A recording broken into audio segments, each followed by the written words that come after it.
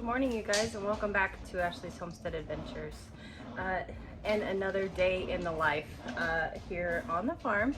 I wanted to go ahead and just turn on the camera this morning because I'm doing something that I know y'all are interested in, and you know that we have so many things that we document and that we do. I know that sometimes you guys are wondering, where does this stuff go? And so I'll show you. So this morning, what I'm working on, and I'm sorry about the noise in the background, it's the washer. But these are the roosters that we butchered here on the farm. They were our excess roosters. I had a lot of roosters this year, and so these are the roosters that we butchered here on the farm. I have cooked them in a crock pot for 12 hours on low, just until the meat falls off the bone.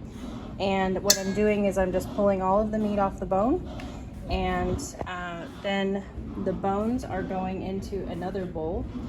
They will get turned into bone broth, and this meat will get mixed with some vegetables that we've already harvested from the garden and some rice that we've cooked, and it will become dog food. So that's what I'm doing this morning. We do home cook for our dogs as much as we can off of the farm when it makes sense, and this is one of those instances where, you know, roosters aren't really a fatty chicken, and they make really good dog food. They tend to be a little tougher sometimes, but more than anything, there's just not a ton of meat on them. So like, there's 3 roosters in this crock pot, so you know, they were only like 4 months old when I butchered them. But they make very good dog food. They're not something that, you know, we would necessarily make a habit of eating them. Not that we wouldn't eat them, there's just not a ton of meat on them. But we don't want them to go to waste. We're not just gonna butcher them and throw them away. So we turn them into dog food. And so that's the explanation of where that thing went. Okay, so this is all of my meat stripped off of my chickens, and then this is all of the bones, the carcasses, and then also this had been in the fridge overnight cooling because of course it was too hot when it came out right out of the crock pot to take the meat off the bones. And all of this that you see is the, you know, gelatinous. Some people think that this is fat, and it's not fat. This is collagen.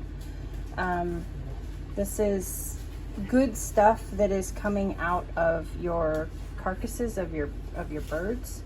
And if I can see this right here, this yellow part, that's fat. This is really good nutrients. So I'm putting that in my bone bowl. The bone bowl is going to go back in the fridge for now, and I'm going to go ahead and put the shredded meat. I'm going to add some eggs to this, and the vegetables and the rice, and go ahead and just kind of let it cook on low for just, you know, a little while this morning, just to kind of get everything incorporated. And the vegetables are frozen and raw, which I don't care that they're raw, but I just kind of want to get everything incorporated. So I'm going to go ahead and stick the meat back in the crock pot and finish off the dog food this morning while I'm out doing chores.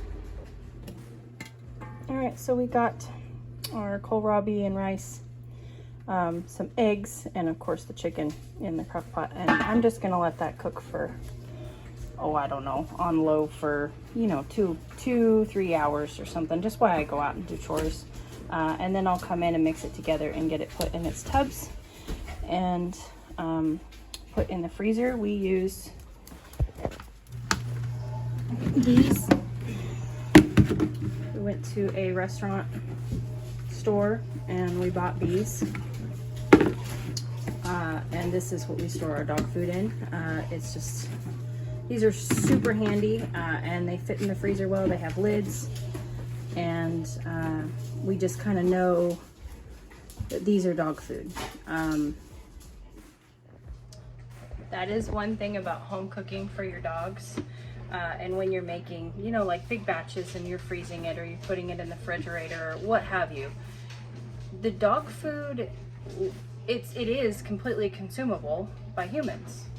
It's, you know, it's meat, vegetables, a little bit of rice, and, you know, sometimes liver or heart, or and which we're not big organ eaters. I know that it's good for you, but we just aren't super big organ eaters. And there's no seasoning or anything in it, but it looks, when you go to the freezer and you see, let's say, a baggie or, you know, some kind of normal Tupperware, you might mistake it for a stir fry or something that you made for yourself. So we had to get containers that tell us this is dog food, not human food. And the only thing that's wrong with our dog food is it's just extremely bland because there's no seasonings in it. But it's, I mean, it's delicious because it's completely raw ingredients, and not raw, but it's original ingredients. There's nothing processed in it. But it's kind of funny that's why we have special containers for dog food, so that we don't go out to the freezer and look at something and go, is that human food or is that dog food? And which, it's more of a funny thing than anything, but there are other reasons also.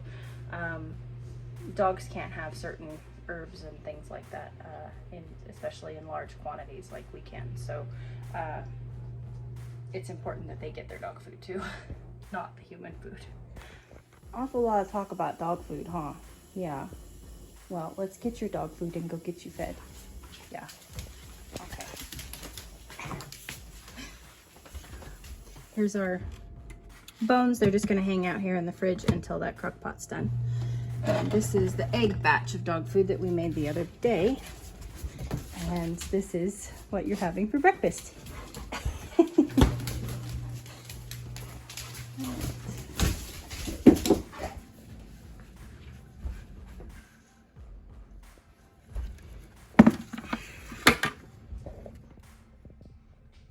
Oh my word. Okay, you guys, so it is later in the day. Obviously, wardrobe change. The only thing that I have on is the same as the headband. I had a full day of grooming dogs, and then when I got off work, I had a friend take me, friends take me, I should say, to go pick muscadines for the first time. I've never picked them, never tasted them, never tasted muscadine anything. I do know from her that you can make wine, you can make jam, and oh, you guys, this bucket smells so good. I'm not gonna get them processed today. It's late at night.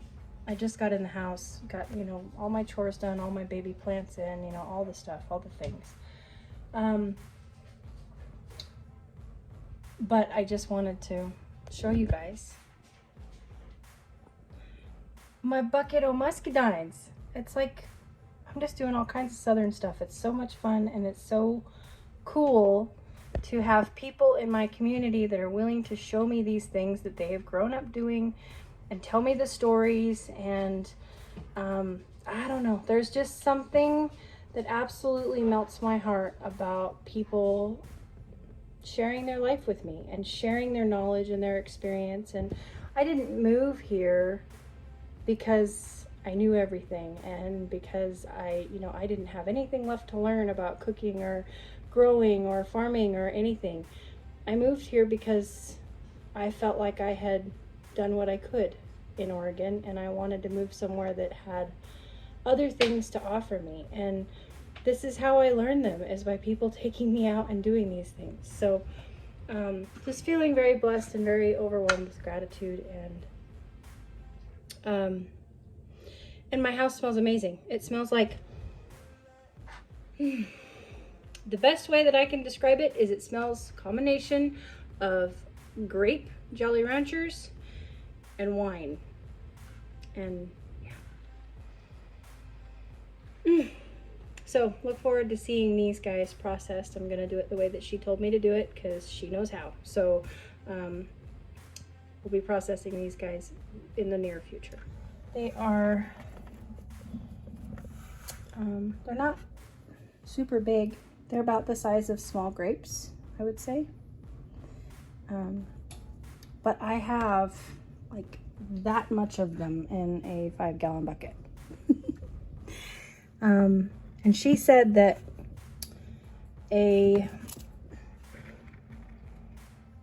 one of her recipes calls for 5.5 cups of these, which I probably have, I would say double that. And it makes 8 little jars of jelly. So I don't know if little she meant pint or if she meant half pint. I think she meant half pint jelly jars. So we'll see, but these are in the future. Excited.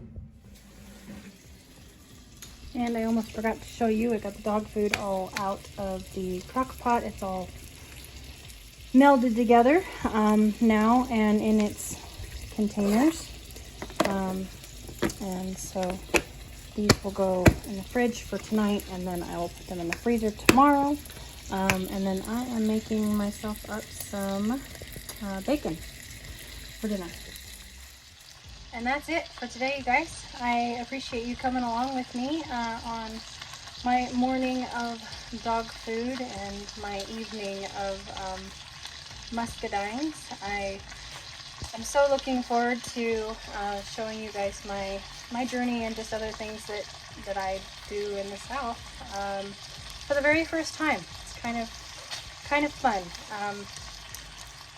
And of course showing you things on the farm. That is why I'm here. So appreciate you coming along, and I will catch you guys on the next one. Yours truly.